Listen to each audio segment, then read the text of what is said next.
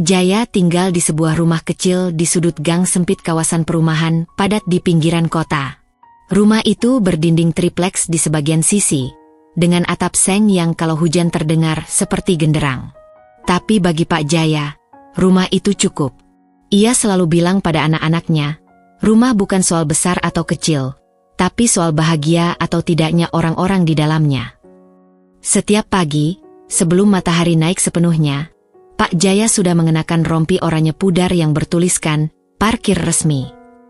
Ia menuntun sepeda tuanya ke lokasi parkir di seberang minimarket, tempat ia bekerja mengatur kendaraan sejak 5 tahun lalu. Tak banyak orang tahu, pekerjaan itu ia dapat karena rasa percaya dari pemilik toko, yang melihat betapa jujurnya Pak Jaya saat mengembalikan dompet pengunjung yang jatuh. Penghasilan Pak Jaya tak seberapa. Kadang kalau ramai, ia bisa membawa pulang 50.000. Kalau sepi, mungkin hanya 20.000. Tapi ia selalu tersenyum saat pulang, menyapa tetangga, dan tak pernah mengeluh. Hidup sederhana sudah menjadi pilihannya, bukan karena tak punya mimpi, tapi karena ia paham, mimpi harus dibayar dengan kesabaran. Istri Pak Jaya, Bu Rini, membantu tetangga mencuci baju. Anaknya 2 orang, Dika yang masih SMP dan Novi yang baru masuk SD. Mereka sekolah di sekolah negeri tak jauh dari rumah.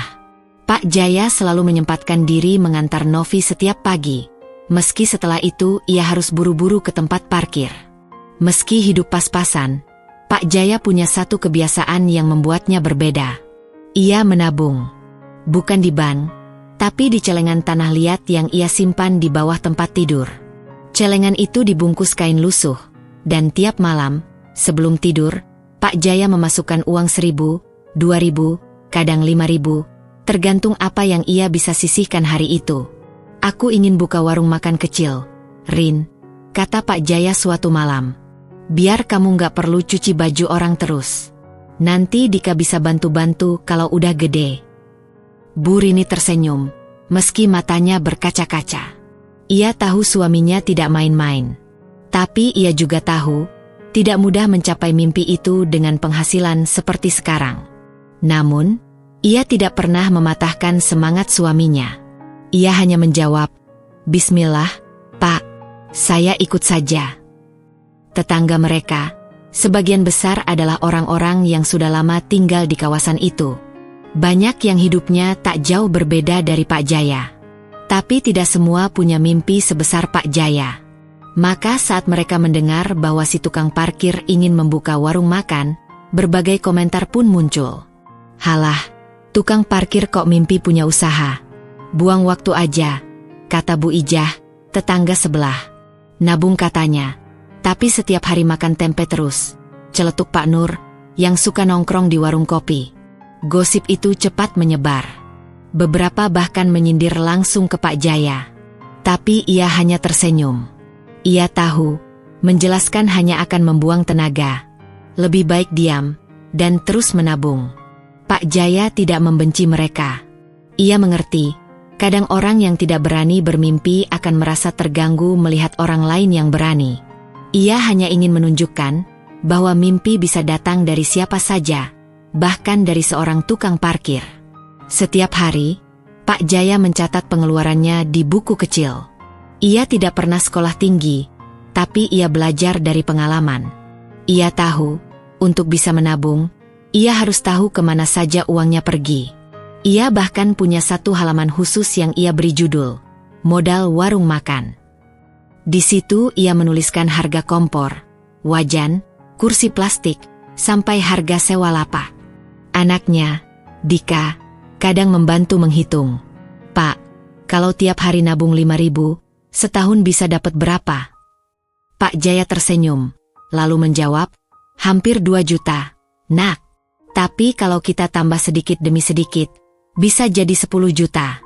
Nanti bisa beli kompor sama etalase." Dika manggut-manggut. Ia bangga pada ayahnya. Meski sering diejek, ayahnya tidak pernah marah. Ia tetap bekerja, tetap menabung, dan tetap mengantar adiknya sekolah setiap pagi. Waktu terus berjalan. Celengan Pak Jaya sudah penuh 3 kali. Ia pecahkan satu persatu, menghitung uangnya dengan hati-hati. Uang itu ia masukkan ke dalam toples kaca, lalu disembunyikan di atas lemari. Kadang ia buka dan hitung ulang, hanya untuk memastikan. Suatu malam, saat sedang menulis di bukunya, Pak Jaya berkata pelan, "Rin, kalau kita konsisten terus begini, 5 tahun lagi insya Allah bisa terkumpul 100 juta.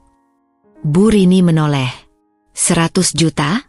Banyak banget, Pak. Iya. Tapi kita jangan berhenti. Pelan-pelan, nggak apa-apa. Yang penting rutin. Sayangnya, tidak semua orang mendukung seperti Bu Rini. Gosip tentang celengan miliaran mulai jadi bahan omongan. Ada yang bilang Pak Jaya ikut investasi bodong. Ada pula yang bilang ia dapat warisan diam-diam. Bahkan, ada yang menuduh ia menyimpan uang hasil kecurangan. Kalau emang nabung, masa bisa sampai segitu? Paling juga cuma ngaku-ngaku, kata seseorang di warung kopi. Pak Jaya mendengar semuanya. Tapi seperti biasa, ia memilih diam. Ia percaya, pada waktunya nanti, semua akan terbukti. Pekerjaan parkir tetap ia jalani dengan tekun. Ia bantu ibu-ibu mengangkat belanjaan, ia menata motor dengan rapi, dan ia selalu mengucapkan terima kasih meski hanya diberi recehan. Ia tahu, rezeki datang dari kejujuran. Malam-malamnya diisi dengan perhitungan dan rencana. Ia menuliskan menu sederhana yang akan dijual di warung impiannya. Nasi goreng, mie goreng, tempe goreng, dan teh manis. Ia bahkan sudah membayangkan di mana ia akan meletakkan kursi-kursi plastik. Mimpi itu mulai terlihat nyata, setidaknya di mata Pak Jaya dan keluarganya. Meski dunia di luar sana masih tertawa, di dalam rumah kecil itu, ada keyakinan yang perlahan tumbuh menjadi kenyataan. Dan begitulah, kehidupan Pak Jaya berjalan. Sederhana, tapi penuh dengan harapan. Di tengah cibiran, ia menanam ketekunan. Di antara gosip, ia memupuk keyakinan. Karena ia percaya, seorang tukang parkir pun boleh bermimpi, dan boleh berharap, bahwa suatu hari, celengan kecil bisa mengubah hidup seluruh keluarga. Setelah pulang dari tempat parkir, biasanya Pak Jaya langsung masuk ke kamar dan membuka celengan kecil dari tanah liat. Ia duduk di tikar, menarik napas panjang, lalu mengambil selembar uang 5.000 dari saku celana kerjanya yang mulai usang. Ia menatap uang itu cukup lama, seolah sedang berdiskusi dengan dirinya sendiri. Masukin sekarang, atau buat beli minyak goreng, gumamnya pelan. Menabung bagi Pak Jaya bukan hal mudah. Kadang dalam sehari uang yang ia bawa pulang hanya cukup untuk membeli beras dan sedikit lauk. Bahkan untuk membeli sebotol minyak goreng pun harus berpikir 2 kali. Tapi ia percaya, mimpi itu tak bisa dibayar hanya dengan kenyamanan sesaat. Ia harus belajar menahan keinginan, bahkan untuk kebutuhan yang paling mendasar. Suatu hari, ketika pulang dari tempat parkir, Bu Rini menyambutnya dengan wajah cemas. "Pak, Novi demam dari siang. Tadi sempat muntah 2 kali." Pak Jaya langsung mendekat ke kamar. Novi terbaring lemas. Keningnya panas. Tak perlu banyak kata, Pak Jaya langsung merogoh dompetnya. Hanya ada 2 lembar uang 10 ribuan. Ia ingat celengan di bawah tempat tidur. Tapi itu tabungan impiannya. Hatinya bergolak. Akhirnya ia memecahkan celengan itu. Isinya tak seberapa, mungkin sekitar 100 ribu. Tapi itu cukup untuk membawa Novi ke puskesmas, membeli obat, dan bubur hangat. Malam itu, Pak Jaya duduk termenung. Ia merasa sedih, bukan karena tabungan itu berkurang, tapi karena betapa sulitnya menjaga konsistensi di tengah kebutuhan hidup. "Nggak apa-apa, Pak," kata Bu Rini yang duduk di sebelahnya. "Kalau buat anak, itu bukan pengeluaran. Itu bentuk sayang." Pak Jaya mengangguk. Ia tahu itu benar. Tapi dalam hati, ia sadar bahwa menabung di tengah kesulitan adalah ujian paling berat. Ia tidak hanya harus menahan keinginan, tapi juga harus menerima bahwa sewaktu-waktu, tabungan itu bisa lenyap karena keadaan. Keesokan harinya, ia membuat celengan baru. Kali ini ia menaruhnya di atas lemari, lebih tinggi, lebih susah dijangkau. "Biar kalau mau ngambil, saya mikir 2 kali," katanya pada Bu Rini, setengah bercanda. Hari-hari berlalu dengan irama yang sama. Kerja, pulang, hitung uang, lalu tabung. Tapi kadang, hidup tidak mengikuti rencana. Suatu sore, saat ia baru saja menaruh 2.000 rupiah ke celengan, datang Pak Udin, tetangga sebelah, dengan napas tergesa-gesa. "Jaya, anakmu si Dika jatuh dari sepeda, sekarang di klinik dekat pasar." Pak Jaya tanpa pikir panjang mengambil sandal dan bergegas ke klinik. Di sana, Dika sedang diperiksa karena kakinya terkilir. Dokter bilang tidak parah, hanya perlu diperban dan diberi obat. Tapi biayanya 150.000. Pak Jaya menghela napas, lalu kembali membuka celengan. Malam itu, saat Dika sudah tertidur, Pak Jaya duduk di halaman, menatap langit yang mendung. "Mimpi ini berat, Rin. Kadang saya pikir, bisa nggak ya kita beneran buka warung suatu hari nanti?" Bu Rini duduk di sampingnya. "Yang penting kita jangan berhenti. Kalau harus berhenti gara-gara musibah, ya itu wajar. Tapi kalau berhenti karena menyerah, itu baru rugi." Kalimat itu menancap di hati Pak Jaya. Ia sadar bahwa kesulitan akan selalu datang. Tapi menyerah bukan pilihan. Ia hanya perlu mencari cara agar tabungannya tetap bisa berjalan, meski perlahan. Maka Pak Jaya mulai mencari peluang kecil. Ia menawarkan jasa antar belanja ke ibu-ibu kompleks sepulang kerja. Ia juga mencoba mengumpulkan botol bekas saat jam parkir sepi. Semua hasilnya ia kumpulkan dan tetap ia masukkan ke celengan. Setiap rupiah yang masuk bukan hanya soal angka, tapi tentang keyakinan. Setiap uang receh yang dimasukkan, Pak Jaya selalu mengucap doa dalam hati. Semoga ini cukup untuk beli satu kursi plastik nanti. Godaan tak hanya datang dari kebutuhan mendadak, tapi juga dari luar. Suatu hari, temannya sesama tukang parkir mengajak ikut arisan online. "Cepat, Jai. Setor 1 juta, bisa dapat 5 juta bulan depan." Pak Jaya hampir tergoda. Tapi saat ia ingin menyerahkan uangnya, wajah anak-anaknya terbayang. Ia mengurungkan niat. "Saya nggak ikut, Din. Saya nabung cara lama aja. Pelan, tapi pasti." Pak Udin tertawa. "Lama banget, Jai. Hidup ini nggak bisa pelan terus." Pak Jaya hanya tersenyum. Dalam hati, ia sadar, tak semua orang percaya pada jalan yang ia tempuh. Tapi ia yakin, jalan lambat yang penuh kehati-hatian lebih baik daripada terburu-buru dan tergelincir.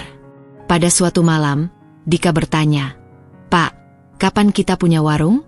Biar nggak usah beli mie instan terus." Pak Jaya menatap anaknya, lalu mengelus rambut Dika.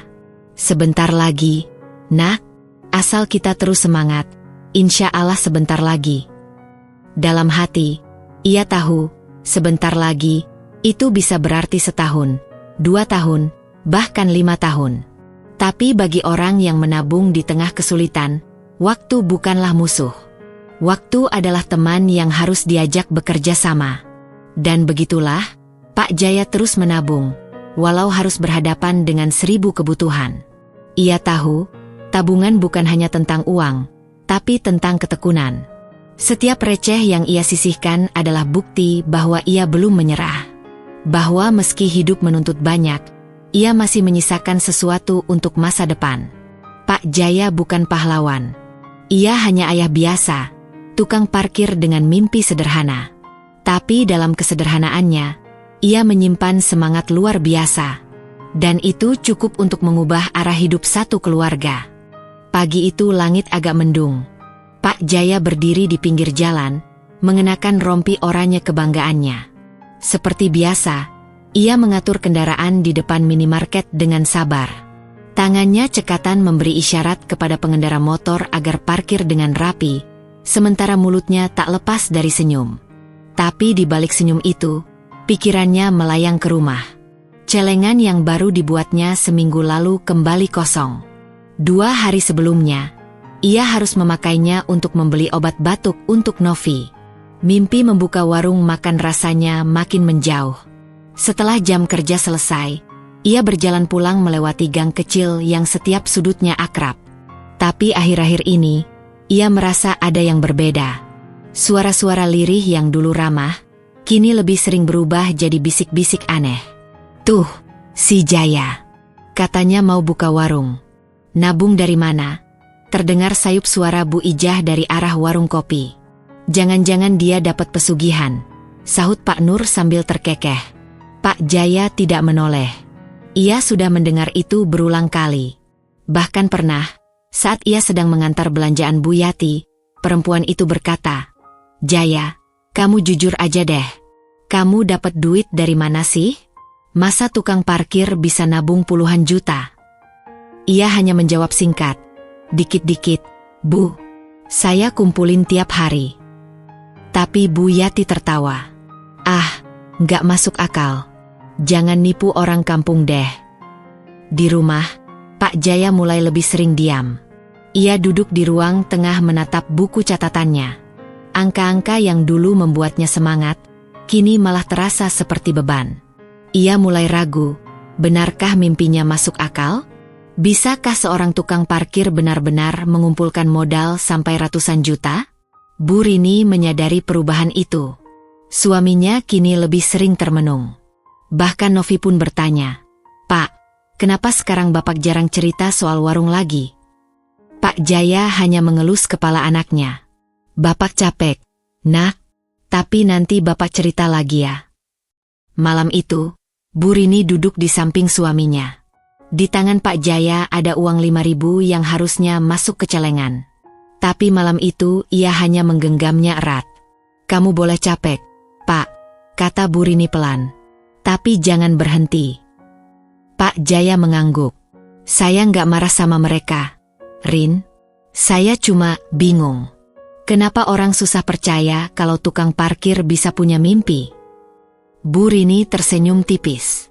"Karena banyak orang yang hidupnya datar-datar aja, Pak. Mereka nggak ngerti rasanya punya semangat besar. Tapi nggak semua orang begitu. Lihat Dika. Dia percaya sama Bapak. Novi juga. Saya pun percaya." Keyakinan itu sedikit menguatkan hati Pak Jaya. Tapi cemoohan tak kunjung berhenti. Di warung kopi, nama Pak Jaya sering jadi bahan gurauan. Ada yang bilang ia nyolong, ada yang bilang ia main judi. Bahkan suatu sore, 2 petugas keamanan perumahan datang ke rumahnya. "Maaf, Pak Jaya," kata salah satu dari mereka. "Kami dapat laporan warga, katanya Bapak nyimpan uang dalam jumlah besar. Mereka khawatir itu hasil yang gak beres." Pak Jaya terpaku. "Saya cuma nabung, Pak. Uang saya ya dari parkiran, kadang dari bantu-bantu antar belanja. Nggak lebih." Petugas itu saling pandang, lalu minta maaf dan pergi. Tapi sejak itu, perasaan tidak nyaman mulai tumbuh. Pak Jaya merasa diawasi, dihakimi, bahkan ketika ia tidak melakukan apa-apa. Suatu malam, saat sedang menyusun rencana pengeluaran, Pak Jaya tiba-tiba menutup bukunya dan berkata, "Rin, kalau kita berhenti aja gimana? Warung itu rasanya jauh sekali. Belum buka aja, kita udah dimusuhin orang." Bu Rini tak langsung menjawab. Ia menatap suaminya lama, lalu berkata, "Kalau kamu berhenti karena capek, saya bisa terima. Tapi kalau kamu berhenti karena mereka, saya nggak rela. Karena mereka nggak pernah bantu kamu ngumpulin uang, nggak pernah tahu kamu kerja dari pagi sampai sore. Tapi mereka dengan mudahnya menertawakan. Kalau kamu menyerah, berarti mereka menang." Kata-kata itu menggetarkan hati Pak Jaya. Ia merasa seperti ditampar halus. Malam itu ia kembali membuka buku catatannya. Lalu menuliskan satu kalimat di bawah daftar tabungannya. "Saya nabung bukan untuk pamer. Saya nabung untuk keluarga." Keesokan harinya, ia kembali ke tempat parkir. Kali ini dengan semangat baru. Ia menatap setiap pengendara dengan lebih ramah, membantu lebih cepat, dan tetap menyapa meski tak dibalas. Pak Udin yang biasanya suka menyindir, hari itu bertanya, "Masih mimpi punya warung, Jai?" Pak Jaya tersenyum. "Iya, Din. Mimpi itu gratis, kok. Tapi gapainya harus bayar mahal." Pak Udin terdiam. Ia tidak membalas, hanya menatap Pak Jaya agak lama, lalu pergi tanpa berkata-kata. Hari-hari selanjutnya tetap berat. Tapi kini Pak Jaya belajar satu hal, bahwa orang akan selalu bicara. Apapun yang dilakukan, selalu ada yang mencibir. Tapi selama ia jujur, dan selama keluarganya masih mendukung, maka tak ada alasan untuk berhenti. Ia kembali menabung, meski dengan jumlah kecil. Ia kembali menyusun rencana warungnya, meski belum tahu kapan bisa terwujud. Dan setiap malam, sebelum tidur, ia memandang celengan barunya, lalu berkata pelan, "Saya belum menyerah." Cemoohan masih ada, tapi rasa putus asa itu perlahan tergantikan oleh keyakinan.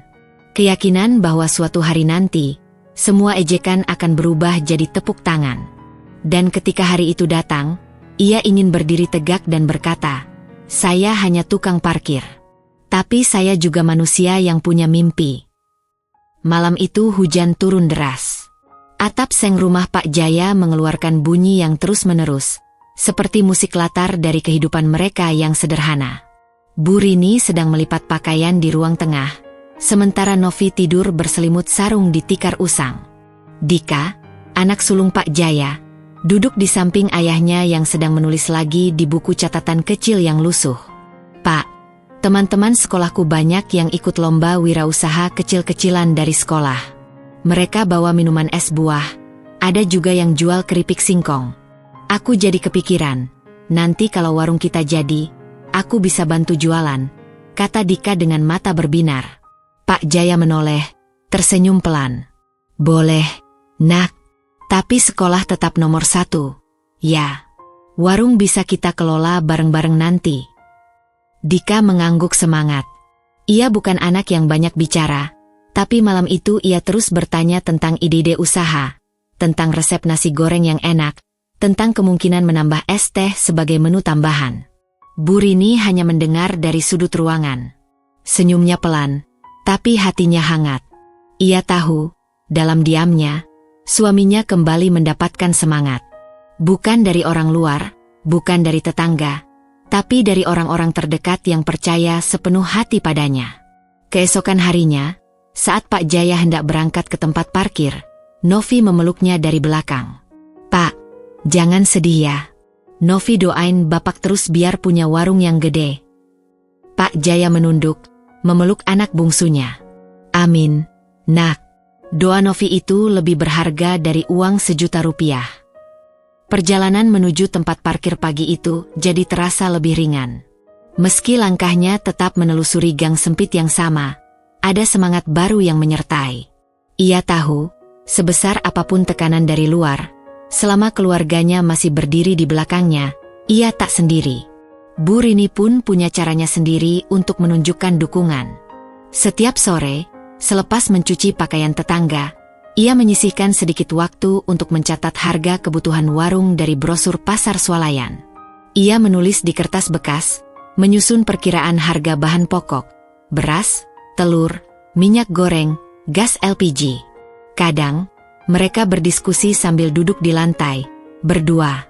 "Kalau nanti kita bisa dapat meja 2 biji dulu aja, Pak. Nggak usah langsung banyak. Biar kita bisa mulai pelan-pelan." Pak Jaya mengangguk. "Iya, Rin. Warung kecil tapi isinya niat besar."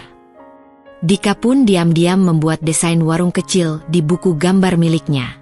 Ia menggambar etalase dari triplex, 2 bangku panjang, dan spanduk sederhana bertuliskan, "Warung makan Jaya, enak, murah, bersih." Gambar itu kemudian ia perlihatkan ke ayahnya. "Kalau nanti warungnya jadi, Pak, kita cetak spanduk kayak gini, ya." Pak Jaya menatap gambar itu lama. Matanya berkaca-kaca. "Bagus banget, Nak. Bapak bangga sama kamu." Malam itu, mereka makan nasi dengan tahu goreng dan sambal terasi.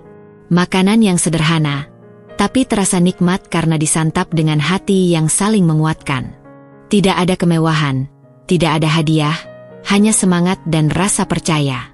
Satu kali, saat Pak Jaya mendapat uang lebih karena membantu pindahan barang dari toko sebelah, ia pulang membawa sebungkus mie ayam untuk keluarganya. "Buat kita rame-rame. Nggak banyak, tapi setidaknya beda dari biasanya. Dika dan Novi berebut mangkuk mie ayam yang dibagi rata. Bu Rini tersenyum sambil menyuapi Novi. "Pak Jaya, ini sudah seperti makan di warung mewah. Karena kita makan bareng, sambil bahagia." Pak Jaya diam, menatap wajah keluarganya. Dalam hatinya ia tahu, apapun yang ia lakukan, perjuangan ini bukan hanya soal uang atau warung. Ini soal harga diri, soal menunjukkan bahwa ia bisa menjadi kepala keluarga yang layak diandalkan. Tetangga boleh saja mencibir. Tapi setiap kali Pak Jaya melihat Dika bangga padanya, atau Novi yang selalu menyalami tangan kirinya sepulang kerja, atau Bu Rini yang diam-diam terus mencatat di kertas bekas, ia kembali percaya bahwa apa yang ia lakukan ini benar. Ia mulai melibatkan keluarga dalam mimpi-mimpinya. Dika diajak membantu membuat menu sederhana. Mereka menulis, nasi goreng Rp10.000, mie goreng Rp8.000, teh manis Rp3.000. Semuanya mereka tempelkan di lemari kayu tua yang mereka sebut sebagai papan rencana. Bu Rini mulai mencoba-coba masak nasi goreng dengan takaran berbeda. Ia minta pendapat Dika dan Pak Jaya. "Kurang asin, Bu," kata Dika jujur. "Kayaknya lebih enak kalau pakai sedikit margarin," saran Pak Jaya. Mereka tertawa malam itu, menguji bumbu, mencicipi, dan terus mencoba. Dapur kecil mereka berubah jadi laboratorium, warung masa depan. Dan untuk sesaat, suara hujan di atap seng tak lagi terdengar menyedihkan, tapi seperti tepuk tangan yang memberi semangat. Di sela-sela itu, Bu Rini berkata, "Pak, apapun yang terjadi nanti, warungnya jadi atau enggak, saya tetap bangga sama Bapak. Karena Bapak berani bermimpi dan berusaha. Banyak orang bisa mimpi, tapi enggak semua mau susah buat mewujudkannya." Pak Jaya menatap istrinya, lalu mengangguk. "Saya enggak tahu hasil akhirnya gimana, Rin. Tapi saya janji, saya akan terus jalan. Selangkah demi selangkah." Malam itu, mereka duduk bertiga, Pak Jaya, Bu Rini, dan Dika, mengelilingi Novi yang sudah tertidur. Di tengah keterbatasan, mereka membangun harapan. Di balik dinding tripleks, di bawah atap seng yang bocor di ujung, lahir kekuatan yang tak terlihat, kekuatan keluarga. Dan dari sanalah, semangat Pak Jaya kembali tumbuh. Tidak karena harta, tidak karena pujian, tapi karena cinta dan keyakinan orang-orang yang paling ia cintai. Keesokan paginya, Pak Jaya kembali bekerja seperti biasa. Tapi kali ini, langkahnya lebih ringan. Ia membawa serta dalam pikirannya suara Dika yang penuh semangat, pelukan Novi yang hangat, dan senyum tulus Bu Rini yang selalu ada untuknya. Dunia di luar mungkin masih memandang rendah. Tapi di dalam rumah kecil itu, ada seorang ayah, seorang suami, dan seorang pemimpi yang tidak pernah sendiri dalam perjalanannya. Hari itu matahari bersinar terik, membuat aspal tempat Pak Jaya bekerja menguapkan panas yang membakar telapak kaki. Ia berdiri tegak dengan rompi oranyenya, mengatur kendaraan yang keluar masuk minimarket. Hari itu cukup ramai, mungkin karena akhir bulan. Banyak orang berbelanja kebutuhan bulanan. Pak Jaya tetap sopan seperti biasa. Ia membukakan pintu mobil untuk ibu-ibu yang kesusahan, membantu memindahkan kardus air mineral ke bagasi, dan dengan sabar menata motor agar tidak mengganggu jalan. Saat sedang membantu seorang ibu tua memarkir motornya, ia mendengar percakapan dua orang pria yang berdiri tak jauh darinya. Salah satunya berkata, "Warung di pojok jalan itu tutup. Katanya sepi terus. Sayang, padahal tempatnya strategis." Pak Jaya menoleh sekilas. Ia tahu warung yang dimaksud. Warung itu dulunya menjual nasi uduk dan mie rebus. Letaknya tak jauh dari lapangan kecil di belakang minimarket. Sejak pandemi, warung itu memang sepi, dan kini benar-benar tutup. Bangunannya masih berdiri, tapi tertutup papan. Malam harinya, Pak Jaya tak bisa tidur. Pikirannya melayang ke warung kosong itu. Kalau bisa sewa tempat itu, gumamnya, aku nggak perlu bangun dari nol. Meja dan bangku juga masih ada. Ia bercerita kepada Bu Rini setelah makan malam. "Aku dengar warung pojok itu tutup. Kalau kita bisa sewa, mungkin bisa jadi tempat yang pas buat mulai. Bu Rini mengangguk pelan. Tapi, Pak, biayanya gimana? Pasti mahal. Tempatnya bagus. Makanya aku mau coba tanya dulu ke RT atau pemilik lahannya. Siapa tahu bisa dicicil. Lagi pula, tempat yang sudah pernah dipakai warung biasanya sudah ada aliran air dan listrik. Esok harinya, Pak Jaya memberanikan diri mencari tahu. Setelah bertanya ke pemilik warung lama, ia mendapat informasi bahwa warung itu disewakan murah karena pemilik lama tak mampu lagi membayar sewa dan pindah kampung. Kalau Bapak serius, sewa per tahunnya 5 juta. Tapi karena udah lama kosong, saya bisa kasih 4 juta setahun. Dibayar setengah dulu juga boleh, kata Pak Ahmad, pemilik lahan. Pak Jaya hampir tak percaya. Itu berarti ia hanya perlu menyiapkan 2 juta rupiah sebagai uang muka. Ia teringat tabungan di toples dan celengan. Insya Allah bisa, pikirnya. Malam itu, mereka sekeluarga berdiskusi. Dika langsung semangat, membayangkan desain yang pernah ia gambar bisa jadi nyata. Bu Rini terlihat khawatir, tapi ia tidak menolak. Kita ambil, Pak. Kita ambil aja. Daripada terus ditunda-tunda. Kalau tunggu semua sempurna, kita nggak akan mulai-mulai, kata Bu Rini mantap. Pak Jaya pun mengeluarkan celengan tanah liat dan toples-toples simpanan. Mereka menghitung bersama. Totalnya, 2.100.000 rupiah. Cukup untuk uang muka sewa. Beberapa hari kemudian, Pak Jaya resmi menyewa warung itu. Ia mengajak Dika dan 2 temannya untuk membersihkan tempat itu. Bangku kayu yang penuh debu dilap bersih, dinding yang kusam dicat putih dengan cat sisa yang mereka dapat dari tetangga. Pak Jaya juga menempelkan kertas bertuliskan, segera dibuka. Warung makan Jaya, enak, murah, bersih. Banyak warga melintas dan membaca. Ada yang hanya senyum tipis, ada pula yang langsung bergosip. Warung baru? Dikelola siapa? Katanya sisi Pak Jaya. Tukang parkir itu. Halah, paling juga cuma sebentar terus tutup lagi. Pak Jaya mendengar semuanya. Tapi kali ini, ia tak terlalu peduli. Baginya, yang penting adalah mencoba. Usaha tidak akan jalan hanya dari mimpi. Harus ada tindakan. Bu Rini mulai meracik bumbu di dapur rumah, lalu mencobanya di warung. Ia membawa kompor kecil dari rumah.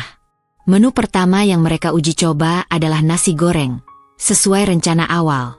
Pak Jaya meminta pendapat beberapa tukang ojek dan pekerja bangunan di sekitar lokasi. Pak, cobain ini, ya, gratis. Tapi kasih saya masukan. Beberapa dari mereka mencicipi dengan senang hati. Enak, Pak. Gurihnya pas. Nasi gorengnya nggak lembek. Pak Jaya dan Bu Rini tersenyum. Itu validasi pertama dari orang-orang yang akan menjadi pelanggan mereka nanti. Dari situ, mereka mulai mematangkan konsep warung.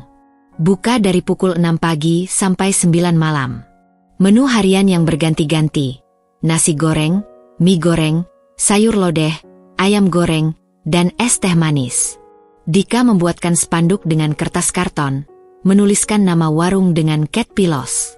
Novi membantu menempelkan stiker kecil di gelas plastik. Dalam waktu kurang dari 2 minggu, warung mereka siap buka. Bukan warung yang besar, tapi cukup rapi dan bersih. Ada 2 meja panjang dan 4 bangku kayu. Etalase kaca memajang lauk yang baru dimasak. Hari pertama pembukaan, Pak Jaya tidak bisa tidur semalaman. Ia duduk di kursi depan rumah, menatap langit yang cerah. Dalam hati ia berkata, akhirnya, langkah pertama dimulai. Pagi harinya, sebelum matahari muncul, Pak Jaya dan Bu Rini sudah menyiapkan nasi goreng dan teh manis. Dika membantu membungkus, dan Novi duduk di sudut, memberi semangat. Saat jam 7:05, pelanggan pertama datang. Seorang tukang ojek langganan yang biasa mangkal dekat minimarket. Saya pesan nasi goreng bungkus, ya. Pak Jaya melayani dengan ramah. Saat uang dibayar, tangan Pak Jaya sedikit gemetar. Terima kasih, Pak. Semoga cocok. 1 pelanggan, 2 pelanggan, lalu 3. Siang hari itu, warung mereka berhasil menjual 23 bungkus nasi goreng dan belasan gelas es teh. Pak Jaya pulang dengan wajah lelah, tapi penuh cahaya. Alhamdulillah, Rin. Kita mulai dari sini. Bu Rini mengangguk. Pelan-pelan, yang penting jalan. Dan benar, di balik kerja keras harian, akhirnya peluang itu muncul juga. Bukan karena kebetulan, tapi karena kesabaran yang tak pernah berhenti mencari jalan. 2 minggu pertama sejak warung Pak Jaya dibuka terasa seperti angin segar. Beberapa pelanggan tetap mulai berdatangan, terutama tukang ojek, pedagang keliling, dan karyawan minimarket di sekitar. Penjualan masih kecil, tapi cukup untuk menutup biaya harian dan membeli bahan masakan esok harinya. Meski begitu, Pak Jaya tahu, ini baru permulaan. Masalah mulai muncul perlahan. Suatu hari, kompor satu-satunya yang digunakan untuk memasak tiba-tiba rusak. Api tidak mau menyala dan gas bocor sedikit. Kalau beli baru, bisa habis 300.000, Pak, kata Bu Rini dengan cemas sambil membersihkan kompor. Pak Jaya mengangguk. Ia membuka dompet kecilnya dan menghitung uang yang tersisa setelah belanja bahan masakan pagi tadi. Cuma tinggal 150.000, gumamnya. Tanpa ragu, ia membawa kompor itu ke bengkel kecil langganan. Bisa dibenerin, Bang? Tanyanya. Bisa, Pak. Tapi butuh waktu. 2 hari, ya? Jawab si tukang servis. Pak Jaya mengangguk pasrah. 2 hari berarti 2 hari tanpa warung buka. Artinya, tidak ada pemasukan. Malamnya, mereka kembali menghitung sisa bahan dan uang. Dika yang duduk di samping ayahnya tiba-tiba berkata, Pak, gimana kalau kita jualan minuman dulu? Es teh, es jeruk. Kan bisa dibuat tanpa kompor. Pak Jaya dan Bu Rini saling pandang. Boleh juga, Nak. Es teh manis bisa kita jual 1.500. Lumayan, daripada warung tutup total. Ide itu dijalankan keesokan harinya. Mereka menempelkan kertas bertuliskan, es teh es jeruk segar, Rp1.500 di depan warung. Beberapa pelanggan lama mampir dan tertawa kecil. Lagi hemat, Pak Jaya. Pak Jaya hanya tersenyum. Ia tak mau menjelaskan terlalu banyak. Yang penting warung tetap buka dan semangat tetap hidup. Tapi rintangan tak hanya datang dari soal uang. Di lingkungan sekitar, suara-suara sumbang kembali terdengar. Dengar-dengar warungnya Pak Jaya mulai sepi. Tuh. Ya iyalah, tukang parkir buka warung. Mana ngerti bisnis. Mungkin dia cuma numpang tenar sebentar. Habis itu hilang juga. Pak Jaya tidak membalas. Tapi kata-kata itu sempat membuatnya termenung di sudut warung. Ia tahu, tidak semua orang percaya ia bisa bertahan. Namun ia tetap datang setiap pagi, membuka pintu warung dengan senyum meskipun dalam hati penuh tanya. Suatu hari, tetangganya, Bu Umi, datang membawa masakan. Pak Jaya, ini saya bawakan sayur asem. Buat semangat. Saya lihat Bapak kerja keras terus, ya. Pak Jaya terkejut. Wah, terima kasih banyak, Bu Umi. Nggak nyangka. Yah, kita kan tetangga. Saya juga senang lihat Bapak usaha begini. Anakku kalau lewat selalu minta beli es teh. Katanya enak, manisnya pas. Dari situlah Pak Jaya sadar, tak semua orang mencibir. Beberapa justru diam-diam mengagumi usahanya. Namun tetap saja, kendala finansial membuat langkah mereka tersendat. Saat warung mulai kembali normal dan kompor sudah diperbaiki, muncul kebutuhan baru, alat masak tambahan. Kuali besar mereka sudah tipis dan berlubang kecil. Pak Jaya ingin membeli yang baru agar bisa memasak dalam jumlah lebih banyak. Tapi harga kuali besar tidak murah. Sementara itu, tabungan makin menipis karena harus menutupi kebutuhan keluarga sehari-hari juga. Pak, kalau kita ambil dari uang simpanan di rumah, nanti untuk kebutuhan darurat gimana? Tanya Bu Rini pelan. Pak Jaya menghela napas. Saya coba cari pinjaman kecil ke koperasi. Ya, kalau bisa cicilan ringan, Mungkin bisa bantu dulu. Pak Jaya pun mendatangi koperasi simpan pinjam terdekat. Ia membawa catatan usaha dan menjelaskan bahwa ia butuh uang 1.500.000 untuk beli kuali, piring plastik, dan beberapa sendok tambahan. Petugas koperasi membaca catatan itu dengan cermat.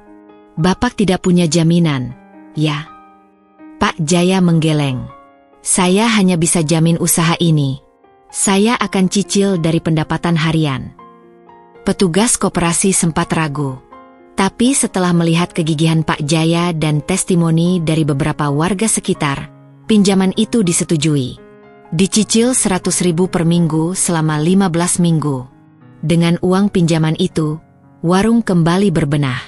Peralatan baru membuat proses memasak lebih cepat. Pelanggan yang semula hanya beli nasi goreng, kini mulai mencoba menu lain. Sayur lodeh, ayam kecap, hingga tempe mendoan. Pak Jaya juga mulai memanfaatkan waktu pagi hari sebelum warung buka untuk mencatat pengeluaran dan pemasukan dengan lebih rapi. Kita harus mulai disiplin, Rin. Jangan sampai usaha ini jalan, tapi uangnya nggak jelas kemana. Bu Rini menyimpan struk belanja dalam map plastik. Mereka mulai menghitung dengan lebih teratur. Sekecil apapun sisa uang harian, disisihkan kembali. Tetangga-tetangga yang dulu mencibir, mulai sering lewat dan melirik isi warung. Beberapa bahkan mulai membeli, walau hanya sekadar mencoba. Suatu sore, seorang bapak-bapak yang dikenal suka nyinyir duduk di warung dan memesan nasi goreng. Setelah makan, ia berkata, "Nasi gorengnya enak juga, Pak. Saya kira cuma asal jualan." Pak Jaya tersenyum. "Terima kasih, Pak. Saya usahakan yang terbaik." Hari-hari berikutnya tetap penuh tantangan. Tapi kini, Pak Jaya tidak gentar. Ia sudah melewati fase ketika uang tak cukup, ketika kompor rusak, dan saat banyak orang meremehkan. Rasa capek selalu ada. Tapi setiap melihat Novi menari kecil sambil bernyanyi, atau Dika yang rajin membantu menata bangku, atau Bu Rini yang tidak pernah mengeluh meski tangan kasar karena terlalu sering mencuci piring, semua itu menjadi kekuatan tersendiri. Usaha ini bukan hanya tentang jualan makanan. Ini tentang harga diri, tentang membuktikan bahwa dengan niat, kerja keras, dan sedikit keberanian mengambil risiko, orang biasa pun bisa mulai meraih mimpi. Warung itu memang kecil, tapi tekad di dalamnya besar. Dan Pak Jaya, tukang parkir yang dulunya dipandang sebelah mata, kini sedang berjalan pelan tapi pasti menuju kehidupan yang lebih layak. Ia belum sampai, tapi ia juga tidak lagi di titik awal. Sudah hampir setahun warung makan kecil Pak Jaya berjalan. Meskipun belum bisa dibilang sukses besar, penghasilan harian dari warung cukup stabil. Setiap hari, ada saja pelanggan yang datang. Kadang ramai, kadang sepi. Tapi tak pernah benar-benar kosong. Namun, di balik usaha warung itu, ada rahasia besar yang hanya diketahui oleh keluarganya. Tabungan Pak Jaya selama bertahun-tahun. Sejak belasan tahun lalu, Pak Jaya mulai menabung. Setiap hari, meskipun penghasilannya sebagai tukang parkir hanya sekitar 20.000 sampai 40.000, ia selalu menyisihkan 5.000 rupiah. Kadang lebih, kalau sedang ramai. Uang itu ia kumpulkan diam-diam, dimasukkan ke dalam celengan kaleng yang disembunyikan di lemari kayu tua di sudut kamar. Setelah celengan penuh, ia pindahkan ke rekening bank. Ia tidak pernah memakai uang itu, meskipun godaan datang berkali-kali, biaya sekolah anak, kebutuhan darurat, bahkan saat genting sekalipun. Ia tetap teguh menjaga tabungan itu. Lama-lama, uang itu tumbuh. Pak Jaya tak pernah menghitung secara pasti, tapi saat terakhir ia mencetak buku tabungan, jumlahnya mendekati 1 miliar rupiah.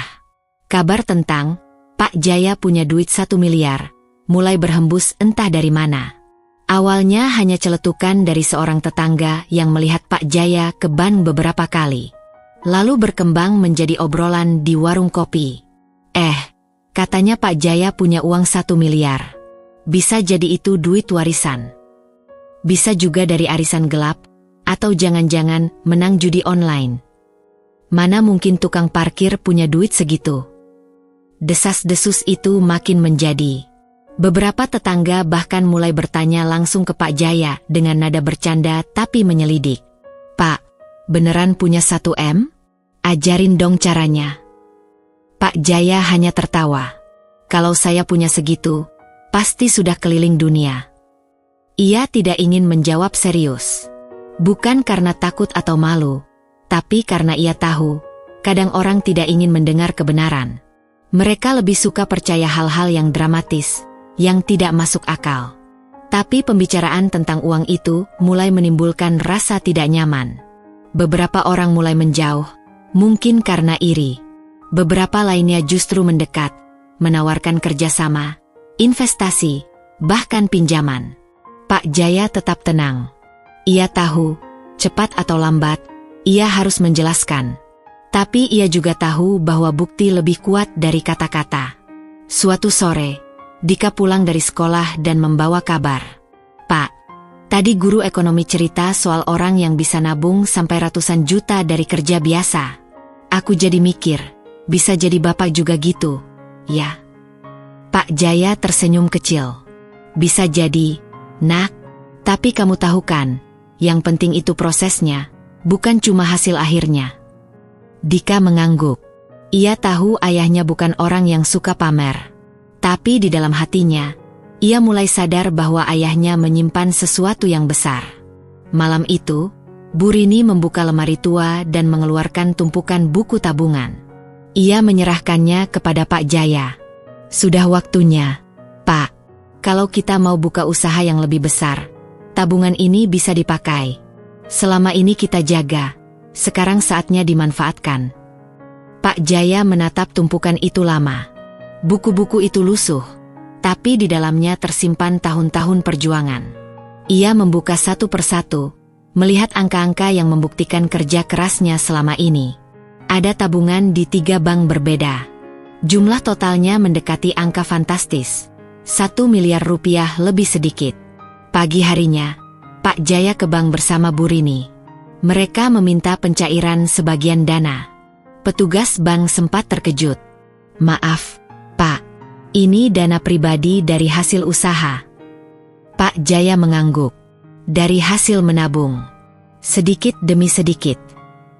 Petugas bank memandangnya lama, lalu tersenyum kagum.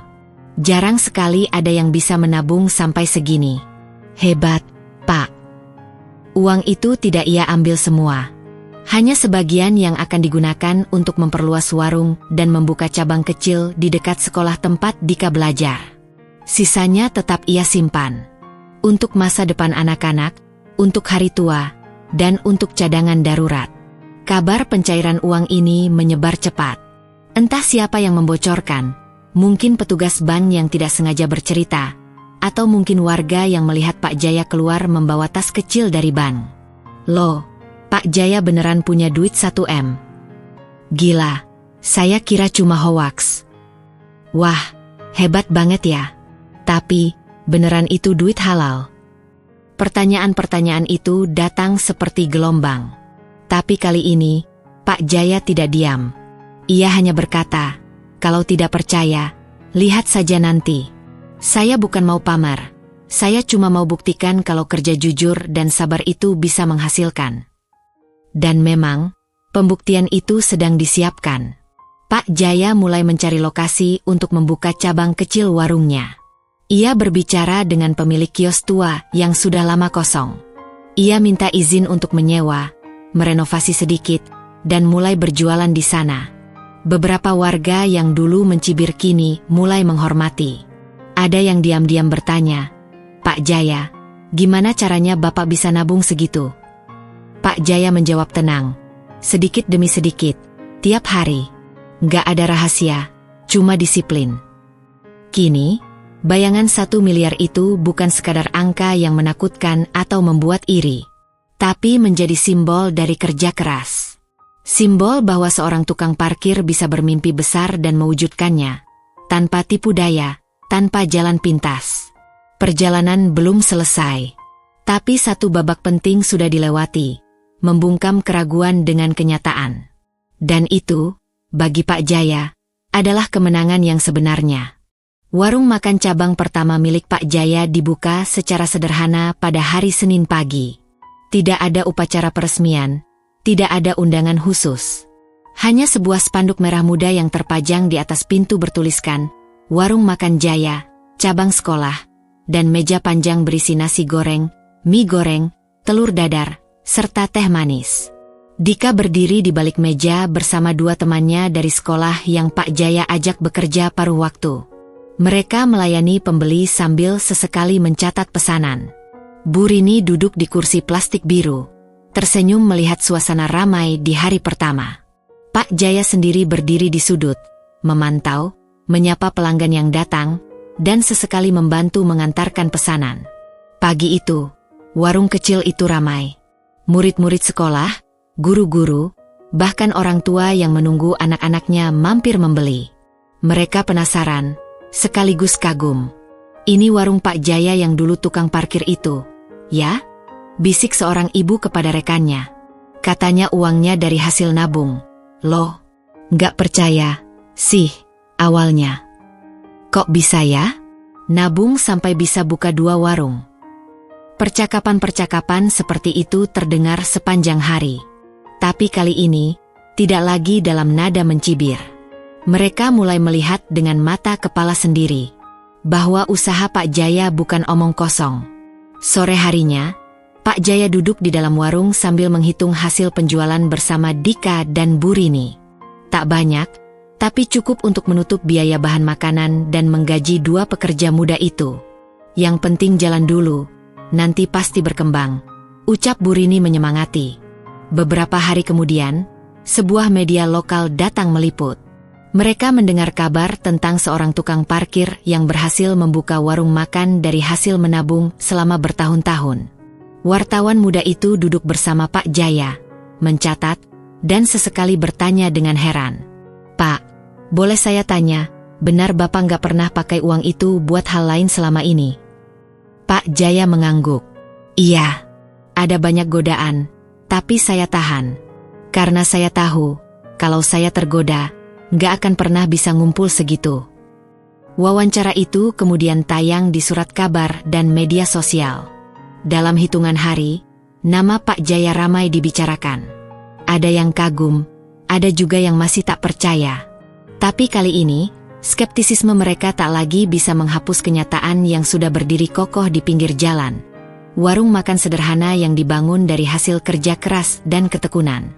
Pak Jaya itu inspirasi, ya, kata seorang pemuda kepada ayahnya saat mampir membeli makan. Iya, jadi malu sendiri. Gaji saya tiap bulan besar, tapi tabungan nggak pernah ngumpul, sahut sang ayah sambil terkekeh. Hari demi hari, warung itu semakin dikenal. Orang-orang datang bukan hanya untuk makan, tapi juga untuk melihat dan mendengar kisah di balik warung itu. Ada yang menyapa, ada yang minta foto bersama, bahkan ada yang menawarkan kolaborasi usaha. Tapi Pak Jaya tetap sederhana. Ia menolak tawaran yang tak sejalan dengan prinsipnya. Saya buka warung ini bukan buat cari nama. Saya cuma mau usaha yang bisa bantu keluarga dan, kalau bisa, bantu orang lain juga, ujarnya suatu kali kepada seorang pengusaha muda yang datang menawari investasi besar. Kini, bukan hanya warung itu yang berdiri, tapi juga nama baik Pak Jaya yang mulai diakui. Mereka yang dulu menertawakan, kini ikut mengangguk hormat saat berpapasan di jalan. Ada rasa kagum, ada juga sedikit rasa bersalah dalam tatapan mereka. Namun Pak Jaya tidak menyimpan dendam. Ia tetap menyapa mereka seperti biasa. Senyumannya tidak berubah. Karena dalam hatinya, ia percaya perubahan itu nyata. Dan kadang, orang hanya butuh bukti untuk melihat kebenaran. Pada suatu malam, ketika warung sudah tutup dan meja-meja dibersihkan, Pak Jaya duduk di teras bersama Bu Rini. Di kejauhan, lampu-lampu jalan mulai menyala. Dika dan Novi sedang menonton televisi di dalam. Pak, saya nggak nyangka. Semua ini beneran kejadian, ucap Bu Rini pelan. Pak Jaya mengangguk. Saya juga. Tapi saya senang. Bukan karena uangnya, tapi karena akhirnya orang percaya bahwa kerja keras itu nggak sia-sia. Bu Rini menggenggam tangan suaminya. Dan sekarang, kita udah buktiin sendiri. Malam itu, angin bertiup pelan membawa suara jangkrik dari kejauhan. Pak Jaya menatap langit, merasa lega. Bukan karena akhirnya semua orang tahu, tapi karena ia berhasil membuktikan pada dirinya sendiri bahwa mimpi, jika diiringi ketekunan dan kejujuran, bisa jadi kenyataan. 3 bulan setelah warung cabang pertama dibuka, geliatnya semakin terasa. Kini, warung makan Jaya tak lagi asing bagi warga sekitar. Setiap pagi, barisan murid sekolah mengular di depan kios kecil itu. Di siang hari, para pekerja proyek dan pedagang kaki lima ikut meramaikan. Menjelang sore, orang tua yang menjemput anak sekolah membeli lauk untuk makan malam. Pendapatan harian pun meningkat. Dari sekadar cukup untuk membeli bahan dan menggaji pekerja, kini ada sisa yang bisa ditabung kembali.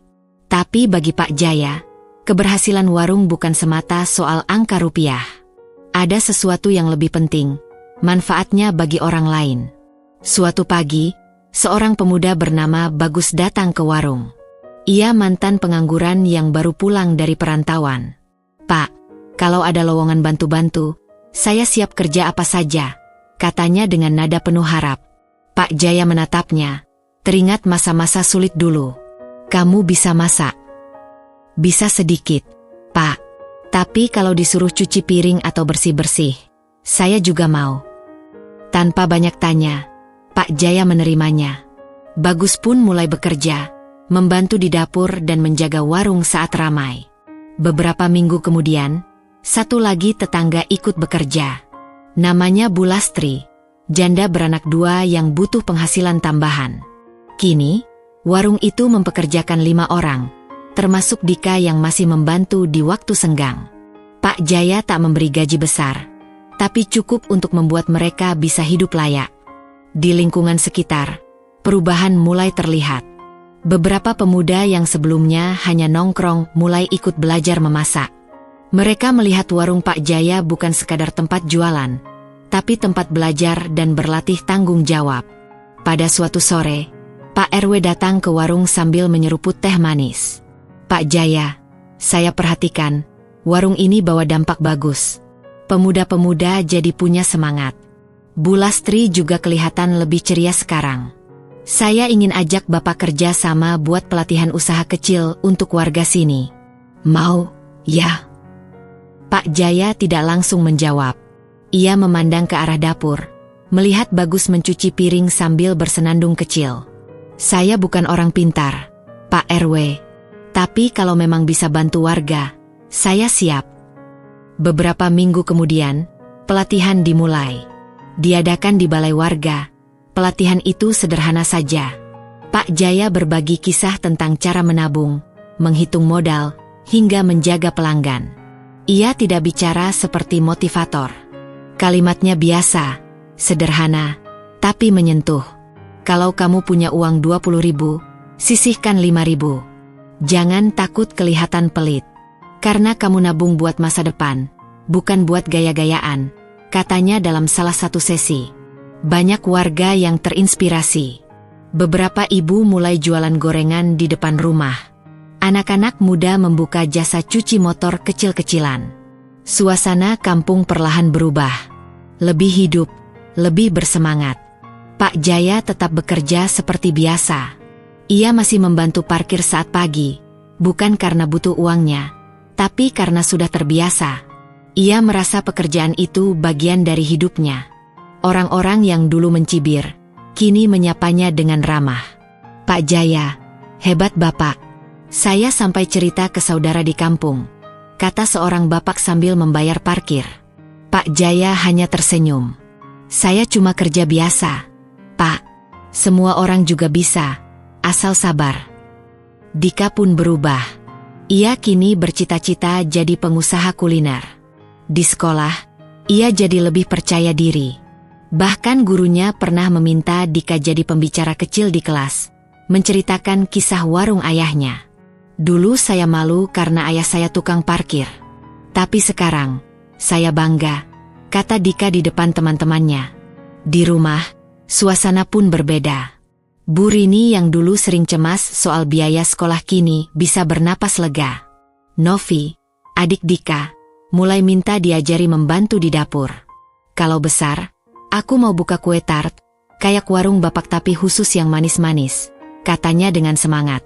Pak Jaya mendengar itu sambil tertawa kecil.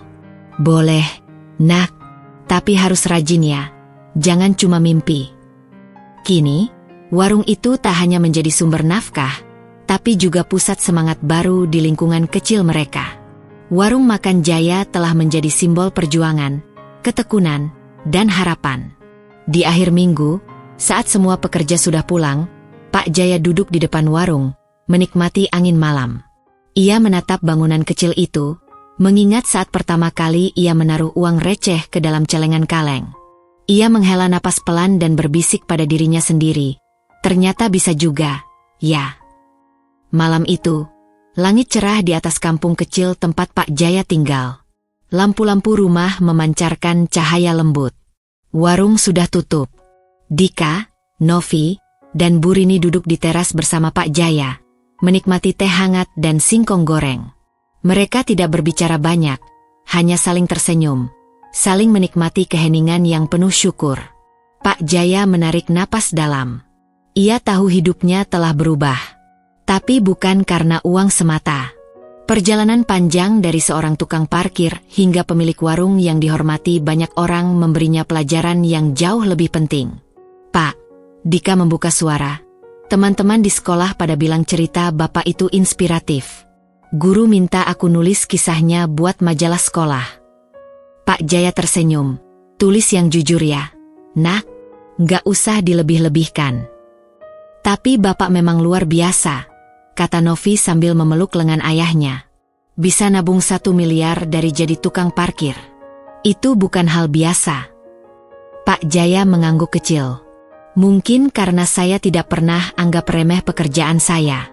Setiap hari saya kerja, saya selalu pikir, apa saya bisa lebih baik dari kemarin? Itulah pelajaran pertama yang ia pegang teguh. Semua pekerjaan itu mulia, selama dilakukan dengan jujur dan sepenuh hati. Ia tidak pernah malu jadi tukang parkir. Ia tidak pernah merasa rendah. Justru dari situ ia belajar disiplin, sabar, dan telaten. Pelajaran kedua, tidak ada yang instan. Ia menabung selama bertahun-tahun. Uang itu dikumpulkan dari receh demi receh. Ia menolak tergoda pinjaman, utang, atau cara-cara cepat yang tidak jujur. Baginya, proses lebih penting dari hasil. Pelajaran ketiga, keluarga adalah sumber kekuatan terbesar. Di saat dunia meremehkan, mencibir, bahkan menuduh, keluarganya tetap percaya padanya. Dukungan Bu Rini, semangat Dika, tawa Novi, semua itu menjadi bahan bakar harian yang tidak bisa dibeli. Pak Jaya menatap langit. Bintang-bintang terlihat terang. Ia teringat masa-masa dulu, saat menunggu kendaraan parkir di panas terik, saat dihina orang karena dianggap tukang parkir tidak akan punya masa depan. Tapi ia tetap berdiri, tetap menyapu halaman parkir, tetap menabung. Kisahnya mulai dikenal. Beberapa media lokal datang mewawancarainya. Wartawan menulis tentangnya sebagai tukang parkir dengan disiplin Rp1.000.000. Ia tak pernah merasa bangga berlebihan. Ia tetap pergi pagi-pagi, menyapa orang-orang, menjaga parkir sambil sesekali mampir ke warung. Suatu hari, sebuah sekolah mengundangnya sebagai pembicara. Ia ragu awalnya, tapi Dika membujuk. Pak, orang-orang perlu dengar cerita Bapak. Biar mereka tahu kalau kerja jujur itu nggak sia-sia. Akhirnya Pak Jaya berdiri di depan aula kecil. Ia tidak membawa presentasi, tidak memakai baju mewah. Hanya mengenakan kemeja batik sederhana. Ia bercerita apa adanya. Saya bukan orang hebat, katanya. Saya cuma percaya, kalau kita jujur dan sabar, Tuhan pasti bantu. Anak-anak sekolah itu mendengarkan dengan mata berbinar. Beberapa guru terlihat menyeka air mata. Kisah Pak Jaya menyebar. Tapi bukan itu yang membuatnya bahagia. Ia lebih senang melihat semakin banyak orang yang mulai menabung, mulai menghargai pekerjaan apapun, mulai percaya bahwa usaha kecil pun bisa membuahkan hasil besar. Kini, Pak Jaya punya rencana lain. Ia ingin membuka koperasi kecil untuk membantu tetangga yang ingin memulai usaha tapi kesulitan modal. Ia ingin mengajarkan cara menabung, cara membuat pembukuan sederhana, dan cara menjaga kepercayaan. Kalau saya bisa, orang lain juga pasti bisa, ujarnya suatu hari saat rapat warga. Ia tak pernah merasa jadi tokoh penting. Tapi tanpa disadari, ia sudah menjadi inspirasi. Bukan karena kekayaannya, tapi karena keteladanannya. Suatu sore, ia menuliskan sebuah pesan kecil dan menempelkannya di dinding warung. Pesan itu kini menjadi semboyan di lingkungan mereka. Bukan soal seberapa besar penghasilanmu, tapi seberapa besar keyakinanmu untuk terus melangkah, jujur, dan sabar.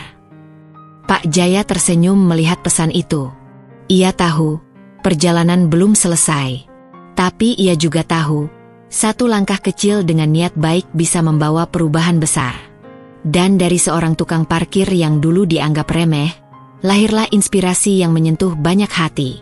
Kisah Pak Jaya menjadi bukti bahwa mimpi tidak mengenal status, dan keberhasilan tidak selalu datang dari tempat yang tinggi. Kadang, ia lahir dari pinggiran jalan, dari panas dan debu, dari tangan yang tidak pernah lelah bekerja, dari hati yang tidak pernah berhenti berharap.